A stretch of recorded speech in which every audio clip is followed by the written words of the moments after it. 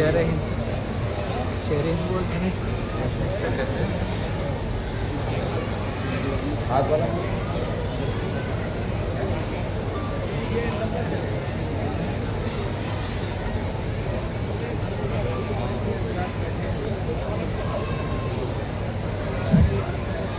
اگر بات میں آتی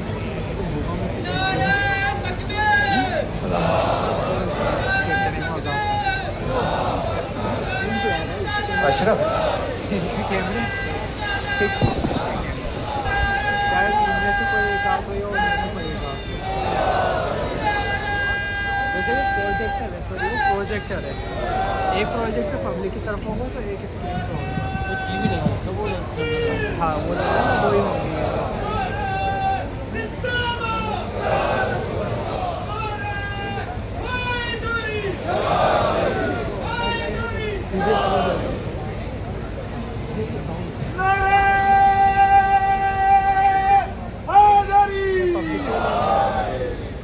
اعوذ باللہ من الشیطان اللعین الرجیم بسم اللہ الرحمن الرحیم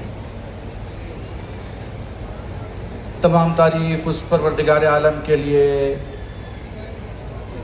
جو جہان کا پروردگار اور عالمین کا رب ہے درود و سلام محمد و آل محمد علیہم السلام پر جن کے وجود کے برکت سے اللہ نے پوری کائنات بنائی. آپ جانتے ہیں میں بہت لمبی تقریر نہیں کرتا اور یہ وقت بھی نہیں ہے. مجھے یہ بھی معلوم ہے کہ آپ 6 بجے سے یہاں موجود ہیں اور اپنے گھر سے 3 بجے 4 بجے 5 بجے نکل لیے ہوں گے تاکہ آپ صحیح وقت پر کلچر ہاؤس پہنچ سکیں اور آپ اس پرسے میں شامل ہو سکیں جس پرسے کے لیے آپ یہاں آئے ہیں.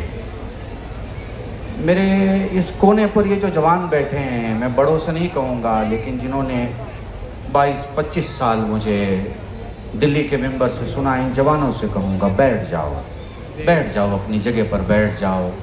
ہمارے یہاں مجلسوں میں تماشا نہیں ہوتا, ہمارے یہاں خطابت ہوتی ہے, سماعت ہوتی ہے.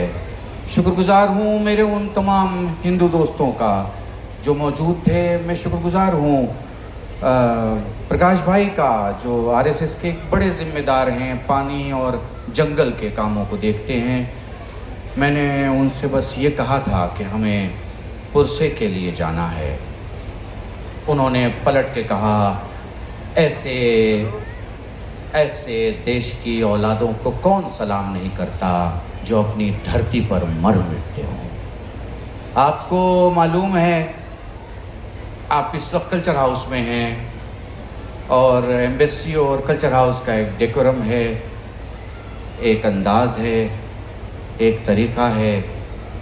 میرے بعد شاید میرے بڑے بھائی مولانا قلب جواز صاحب ہیں اور اس کے بعد السلام علیکم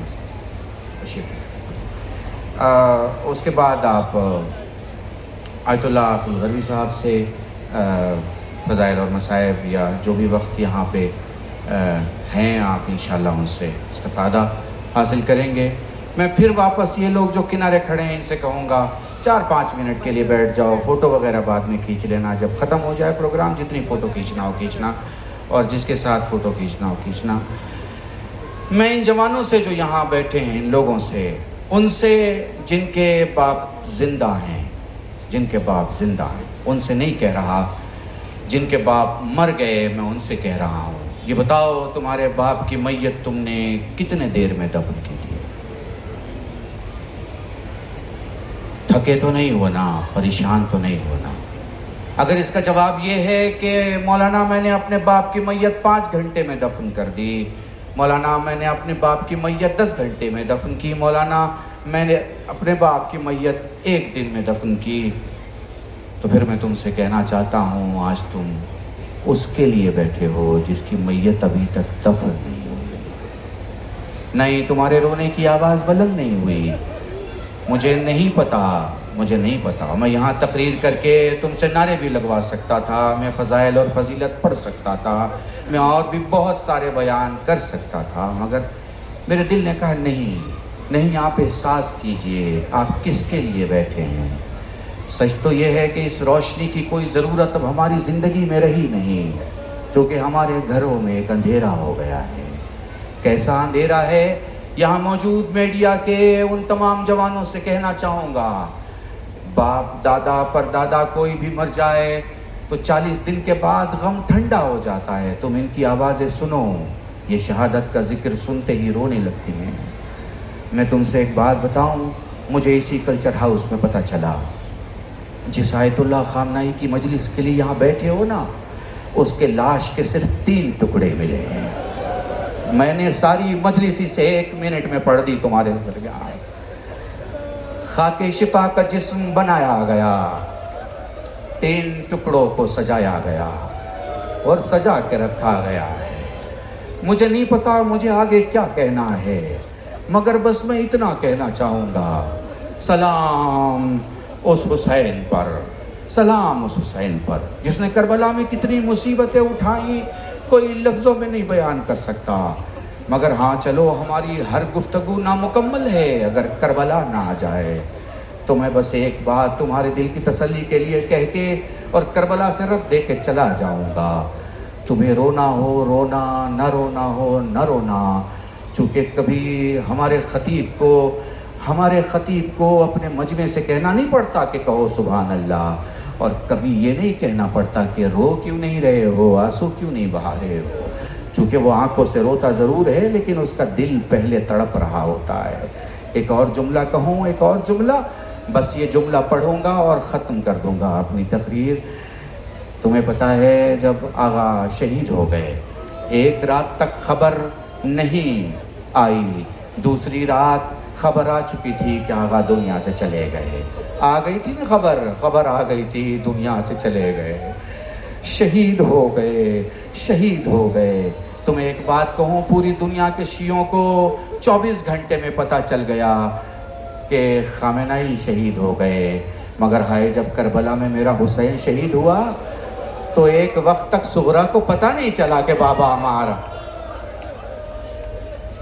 مجھے نہیں پتا صغرا کو کب پتہ چلا کہ بابا ہمارا. بس میرے عزیزان، میں نے آپ کو احساس دلانے کے لیے جملے پڑھے ہیں.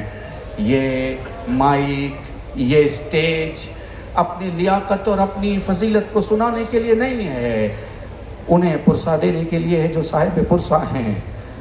یہ عبدالمجید حکیم الہی ایک شخص ہے آپ کے سامنے جو خامنائی کا بھی وکیل تھا اور آج رہبر آیت اللہ مجتبیٰ خامنائی کے وکیل کی حیثیت سے اس علاقے میں، اس جگہ میں، اس ملک میں ہیں.